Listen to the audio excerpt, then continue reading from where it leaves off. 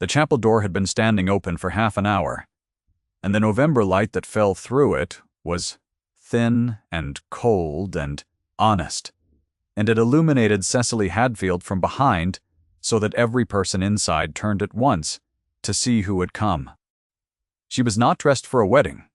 She wore a traveling gown of dove gray, the hem darkened by the morning's wet roads, and her cream Spencer jacket had a small tear at the left cuff that she had not had time to mend. Her dark hair had come loose at one side from the jolting of the carriage. She held no bonnet.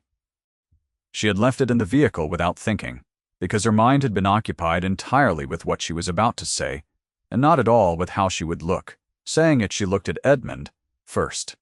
He was standing at the altar with his back to her, his shoulders in their charcoal gray tailcoat very straight, his dark head bowed slightly, as though already tired of the ceremony before it had begun. Then he heard the door, or heard the silence that had replaced the murmur of 60 waiting guests, and he turned. She had rehearsed many things on the road from Carlisle. She had rehearsed calm explanations and measured statements, and the sort of quiet dignity she had always relied upon when the world had decided not to accommodate her. She had rehearsed composure. What came out instead was the truth, because it was the only thing that fit inside her chest. "You buried my ring," she said. "Not me." His face did something she had not expected. It did not go cold. It did not harden into the expression of a man confronted by a complication. It collapsed as quietly and completely as a wall brought down by water rather than by force, and for one long-held breath he did not speak, and neither did anyone else in the chapel, and the November light came through the door and lay between them like a question neither of them had been allowed to ask for 3 years. Then Lady Hadfield rose from the front pew. "If something in this moment stirs you, stay with the story. The rest of it has been waiting a long time."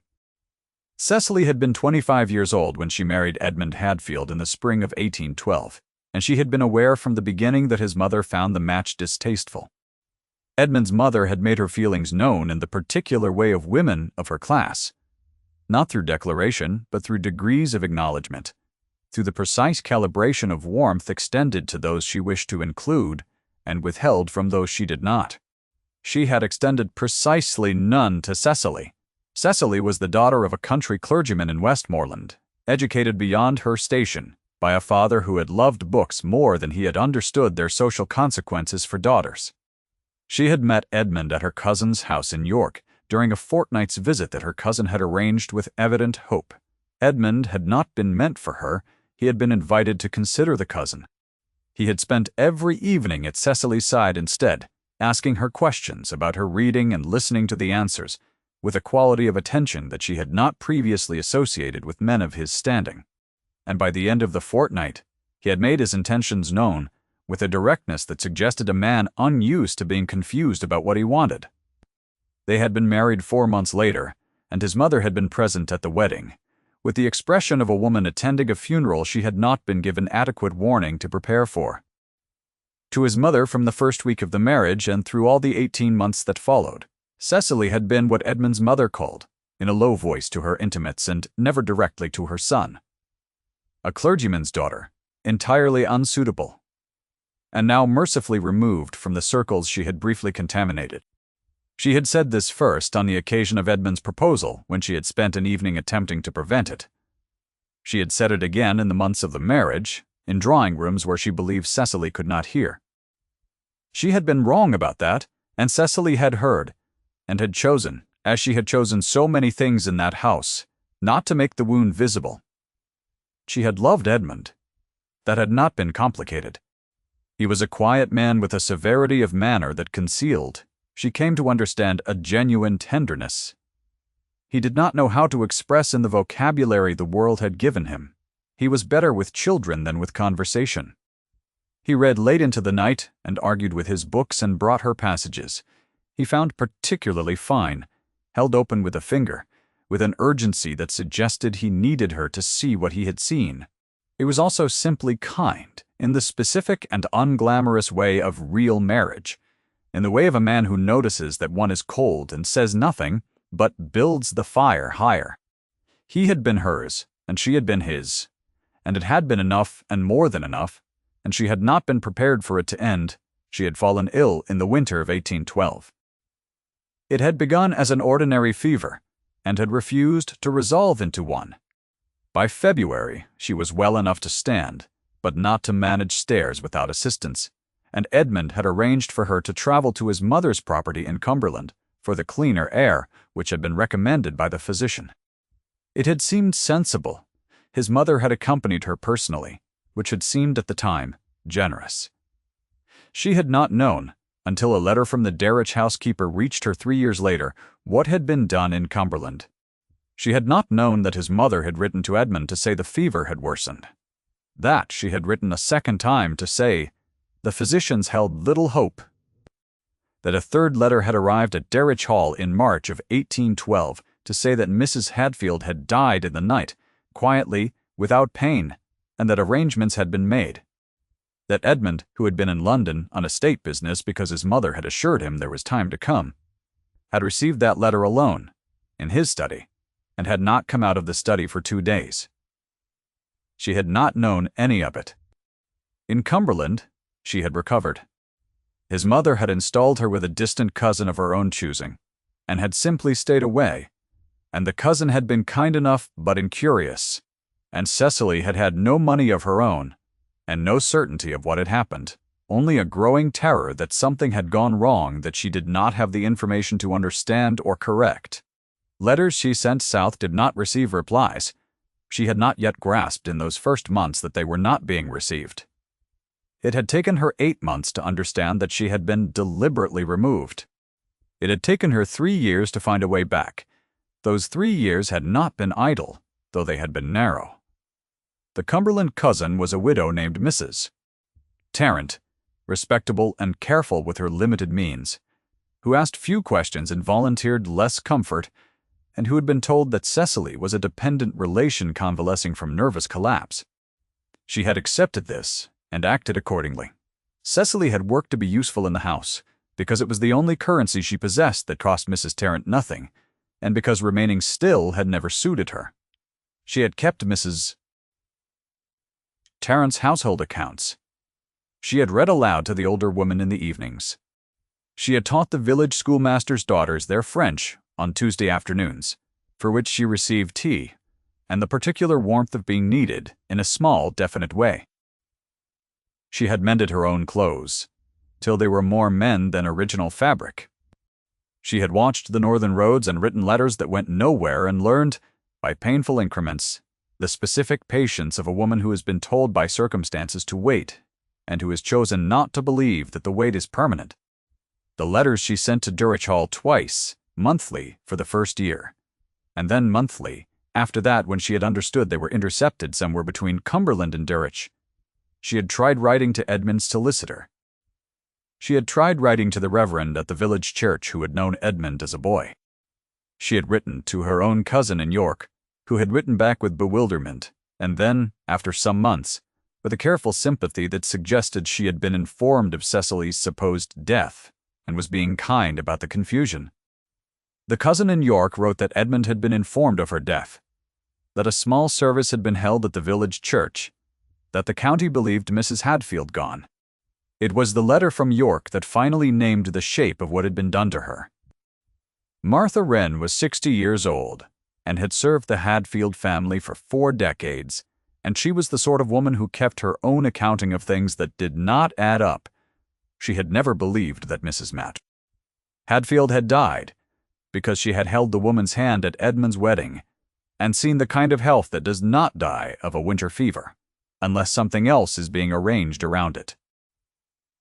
She had watched Edmund grieve for 3 years, with the specific quality of grief that hollows a man rather than burns him, the kind that comes when loss arrives before one has had a chance to fight it. She had watched Edmund's mother settle back into the estate with the ease of a woman resuming authority that had briefly been inconvenienced. She had kept her accounting.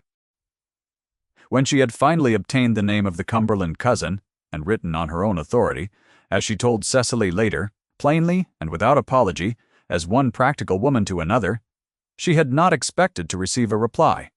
She had received one within a fortnight. Cecily's handwriting, recognizable from years of household correspondence, was cramped tighter than it had been, but unmistakably hers. She was alive. She was in Carlisle. She had no money and no standing without Darich, and no way to compel anyone to listen. Martha had sent funds with her second letter and a single line of instruction. Come now, he is to be married in November. What Martha had known of Edmund's grief, that no one else at Darich had been permitted to know, and what had sustained her through 3 years of watching him diminish, was this. He had buried Cecily's ring, not in the churchyard earth at first.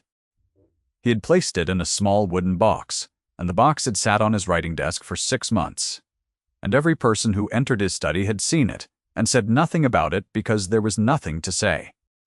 In the summer after her supposed death, on what would have been their second wedding anniversary, he had taken the box to the Hadfield churchyard where his father was buried, and he had dug a small space beside the elder man's marker, and he had put the ring in the ground there, not as ceremony, not as ritual, as the act of a man who understood that keeping it visible was preventing him from living, and who could not destroy it because it was hers.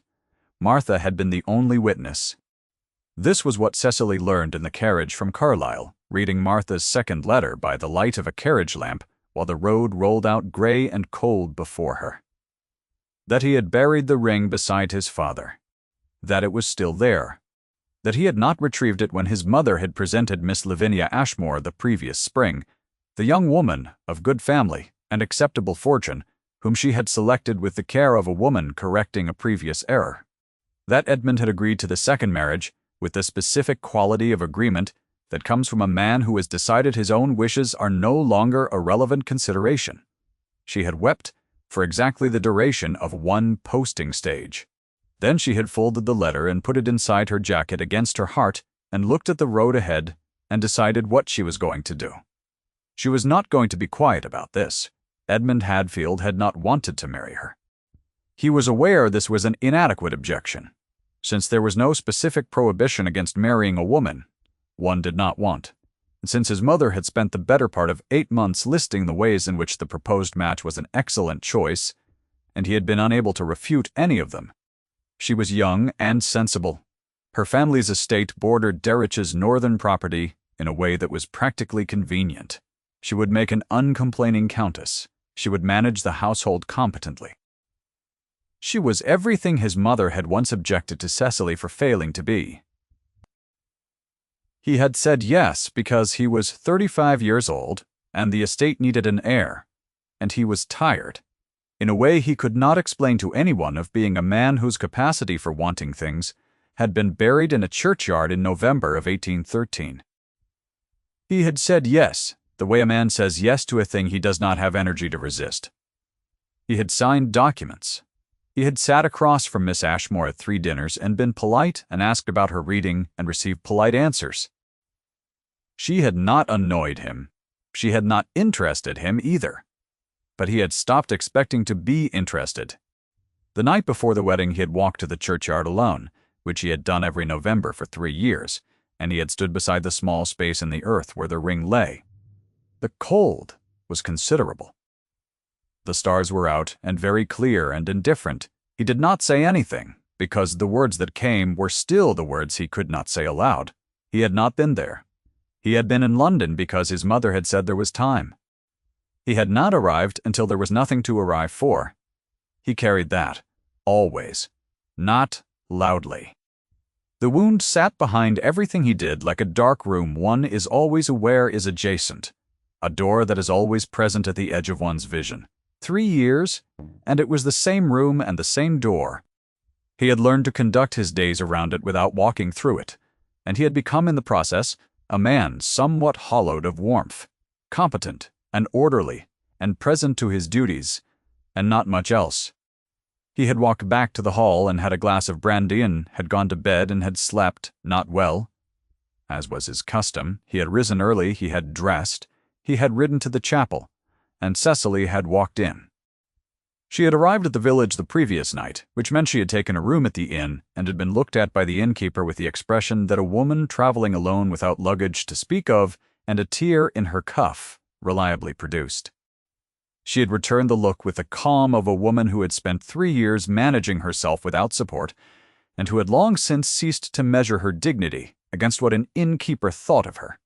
She had sent a note to Martha at the hall, informing her of arrival and of intention. She had not sent a note to Edmund, because there was nothing in a note that would serve. She had tried notes. She had tried notes and letters for 3 years, and they had been managed away before they could arrive, which meant the only thing that could not be managed away was her actual body, present, in the chapel, before the ceremony was completed. She had stood outside the chapel in the morning, cold for an hour, watching the carriages arrive. She had watched the Ashmore family descend from their coach in a procession of pale rose silk and self-satisfaction. She had watched the dowager move through the churchyard in deep blue, with the diamond aigrette catching the winter light, distributing certainty among the guests the way another woman might distribute flowers. She had not been seen. She had been standing behind the old yew tree, and the morning had been kind to her in that one respect. She waited until the organ inside began. Then she walked to the door and opened it. The moment the door swung inward, she was recognized. It was not the recognition of a woman encountering something unexpected. It was the recognition of a woman who had been watching for a consequence she had long considered safely buried. Her face did not change expression, which was, for a woman of her discipline, itself a kind of expression. She rose from the pew. "This woman has no standing here," she said, to the chapel at large, in the calm and carrying voice of a person accustomed to having statements accepted without question. "She is not his wife. She has no business in this place." There was not a person in the chapel who had looked away from Cecily in the moment since she had entered. 60 faces, some she recognized. The Reverend Mr. Pallister, elderly and alarmed, had descended 2 steps from the altar. The young woman at the altar had not moved, which spoke well for her nerves, though her face had acquired an expression Cecily could not find it in her heart to take satisfaction in. "She is no one's wife," she said, and the words carried. Whatever she was once, she forfeited that claim when she chose to abandon her responsibilities and her station and vanish for 3 years without word to anyone. "I did not forfeit anything," Cecily said. Her voice was steady. She had not known it would be steady, but it was. And she took a brief private moment of gratitude for that. She walked down the aisle. Not quickly. She had nowhere to rush to, and she understood, in the marrow of her bones, after 3 years of invisibility, that the only power she had in this room was the power that came from not retreating, from moving forward with the simple authority of someone who has the truth and is not in any particular hurry to be disbelieved about it.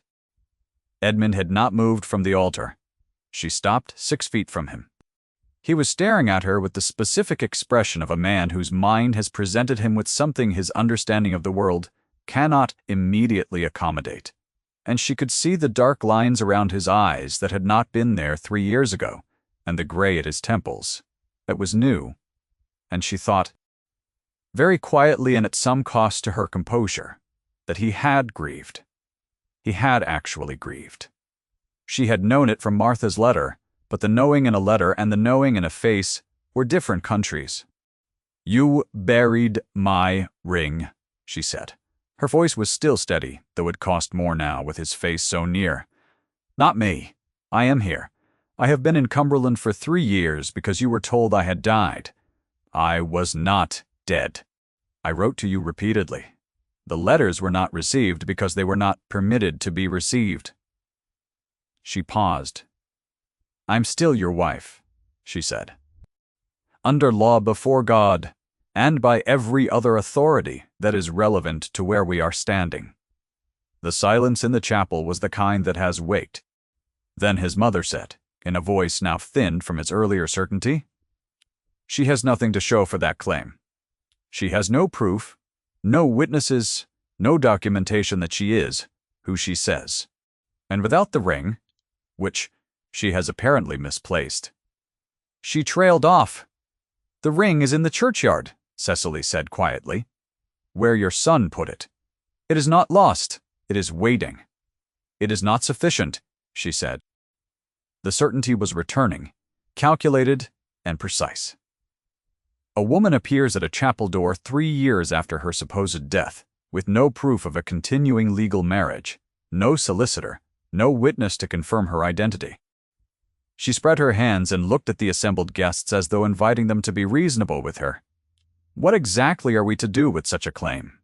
Something in the gallery of faces shifted, not against Cecily, but in the uncomfortable way of people who have not had time to take a position and are being asked to take one in the next 30 seconds.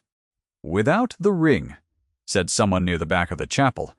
A woman's voice half murmured to a companion, "She has no proof at all."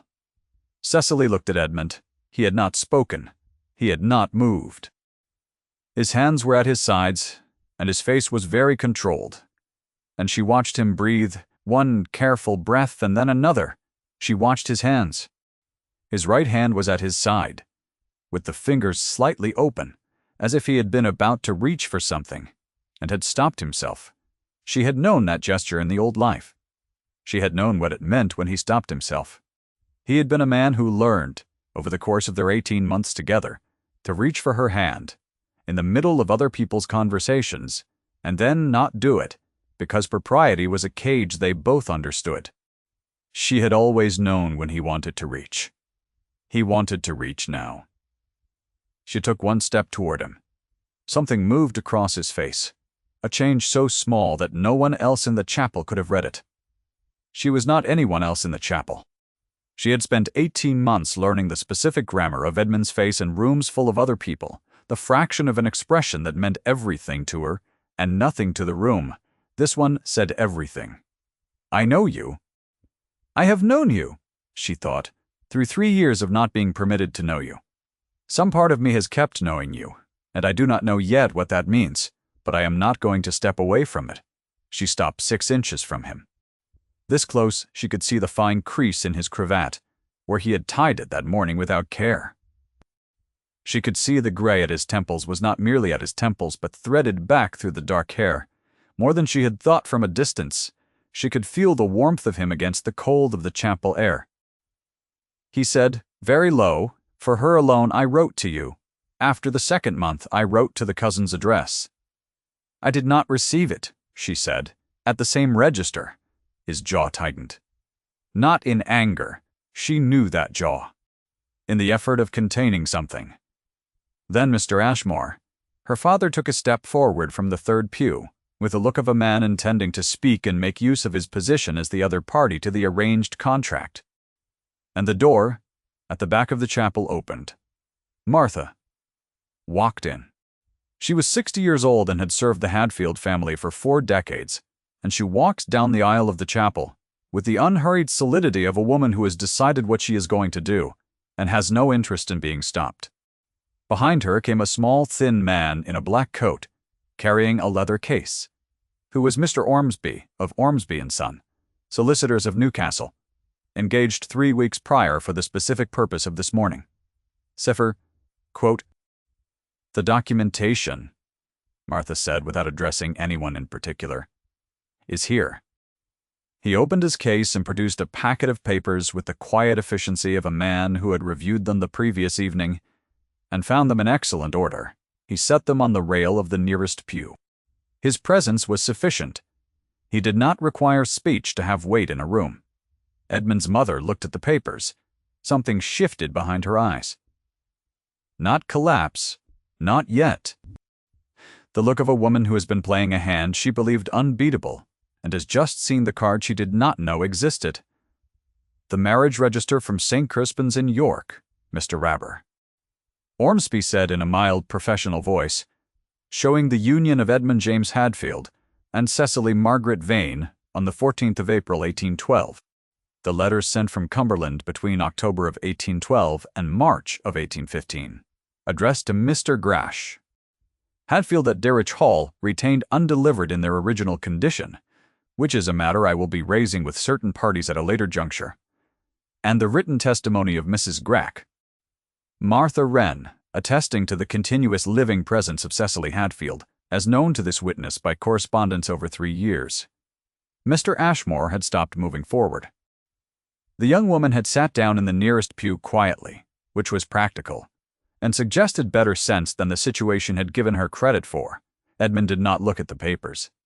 He was looking at Cecily's hands, at the bare right hand where the ring had once been and the worn gray glove on her left, and then he looked at her face. "In my mother's handwriting," he said. It was not quite a question. "Yes," Cecily said. He turned. Lady Hadfield met his gaze with her habitual composure and held it.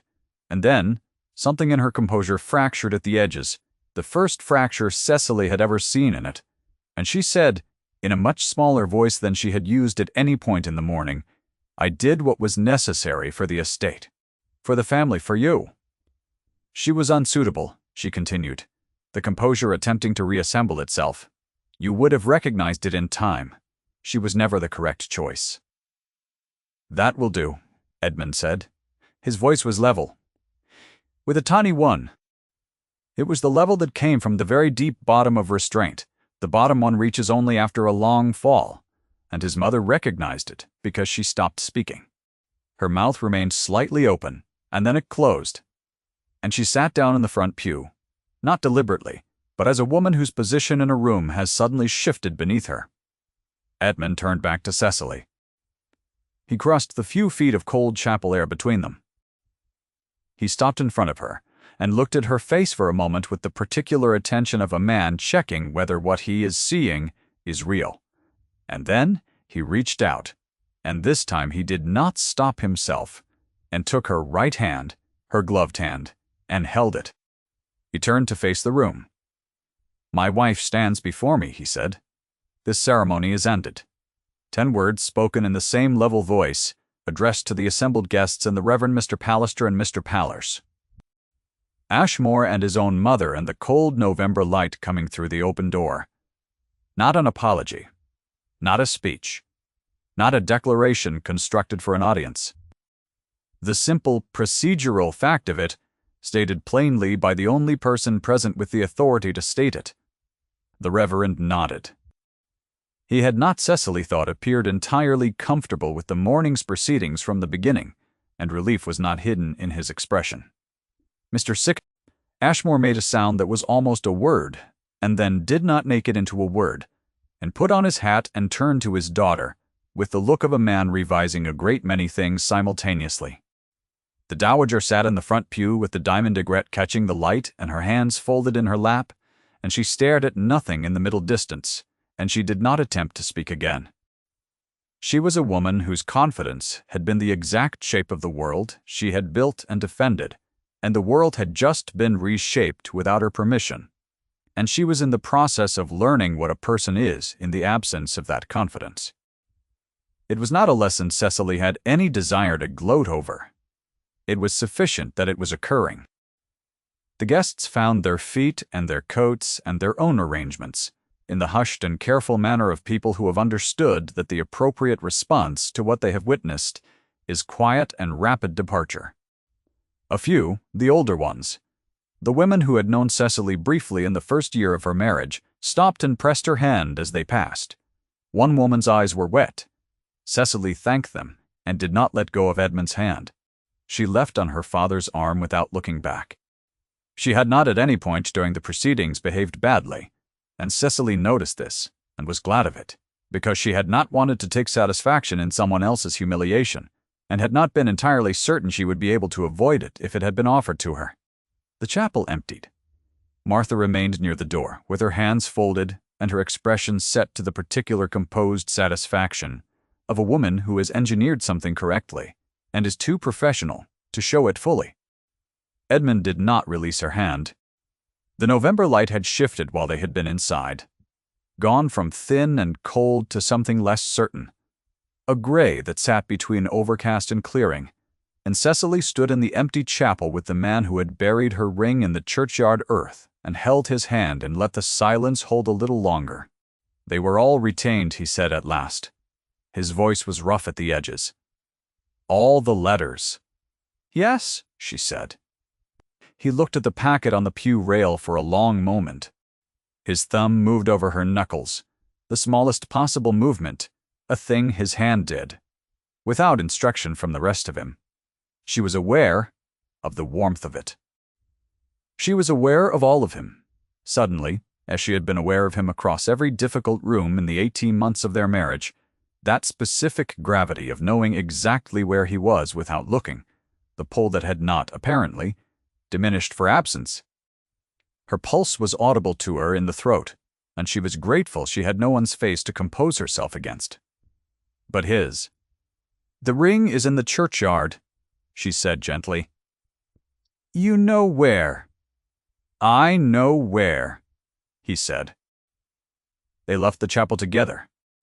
The November morning was cold enough that their breath showed in the air, and the grass in the churchyard was still wet with the night's damp, and the old yew tree where Cecily had waited that morning stood at the edge of the ground with its dark and patient branches very still.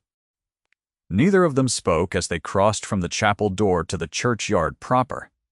The guests who had departed were at their carriages, and the carriages were moving, and none of them looked back, and Cecily was glad of it. She needed this to be quiet. She had needed quiet for a long time. She was aware of Edmund walking beside her, not touching, maintaining the correct distance that propriety required even at this particular moment, and she understood this too as something she had missed without knowing she had missed it, the specific way he inhabited a space beside her, the gravity of his particular presence, the way the air between them had always felt different from the air on the other side of her. He walked to the place beside his father's marker without hesitation. He had been here many times.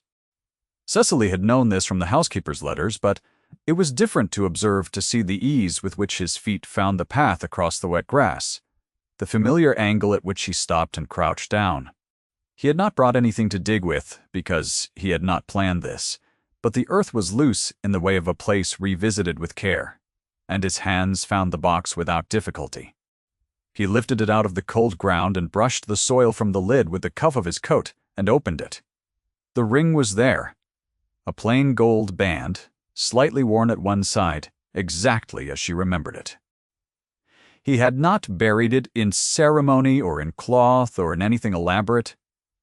He had put it in a wooden box and put the box in the ground and come back to it, which was the most Edmund thing he could possibly have done. He held it in his open palm for a moment, looking at it, and then looked at her. "Will you?" he said, and stopped. The rest of the sentence was not available to him, which was not a failure, because she could hear it entire in the 2 words he had managed. She took off her right glove. She held out her hand. He put the ring on her finger. His hands were cold from the earth and from the morning, and her hand was cold too, and the ring was cold, and none of that mattered in the least. He held her hand in both of his for a moment after the ring was placed, his head bowed over it, and she felt the warmth beginning to return in the press of his palms, slow and certain. She did not say anything. She rested her free hand against the back of his head, the gentlest possible contact, and felt him still. They remained there for a time that Cecily did not measure, because there was nothing requiring measurement. That night and the nights after would be full of the particular work of 3 years of absence, the things that needed saying and the things that needed to be confirmed by presence rather than by language. The slow business of understanding what had been done, and by whom, and what was owed, and what could be forgiven, and how forgiveness is practiced by 2 people who have both been on the wrong side of a long silence without knowing it. There would be solicitors and letters of a different kind, and a conversation with his mother that Edmund conducted alone, and which Cecily did not ask about, not because she was without questions, but because she had learned, in 3 years of managing herself without support, when to let a person do a necessary thing in his own way. Martha had already returned to the hall and had built the fire in the east sitting room, which was the room that received the afternoon light, and which had been Cecily's preferred room in the 18 months she had lived in it. The fire was lit. The water was on for tea. The junior footman had been sent for the particular biscuits, the ones from the bakery in the market town that Mrs. Hadfield had taken. With her tea in the year before, everything had gone wrong. Martha had done all of this from the information in a letter, and the certainty that the morning would go as it had gone, and she had not been wrong about it, and she permitted herself nothing more than a brief inward satisfaction at the competence of her own judgment. By the time Cecily and Edmund came through the door, the room was warm and the tea was ready, and the fire was doing what it always did, which was to make a room into the idea of a room, into what a room can be when it is occupied by people who are, at last, in the right place. Cecily sat down in the chair closest to the fire. Edmund sat across from her. Martha poured the tea and set a cup at Cecily's elbow and left them to it, with the absolute discretion of a woman who has done everything that was necessary and requires no recognition of it. Cecily wrapped both hands around the cup, feeling the warmth spread through her palms and through the ring on her right hand, and looked at the fire, and then at Edmund, who was watching her with the expression she remembered from the 18 months of their marriage, the specific quality of his attention when he believed she was not aware of it. The expression he reserved for moments when there was nothing required of him but to be present to what he saw. She turned her hand slightly so the firelight caught the ring. He saw. She knew he saw. There was a great deal still ahead of them, a great deal of the difficult, quiet work of understanding and of naming. The fire was warm, and the tea was in her hands, and she was in the right room, and he was across from her, and for the moment that was the whole of what was needed. She settled her shoulders. She let out one long breath. The cold of the road and the cold of the chapel and the cold of 3 years in Cumberland, all of it, began, very slowly, to recede. If you stayed until this last fire, leave a word for it below. It means more than you know. The afternoon light came through the east window, exactly as Martha had known it would, and lay in a long, pale bar across the floor between them. Neither of them moved to break it.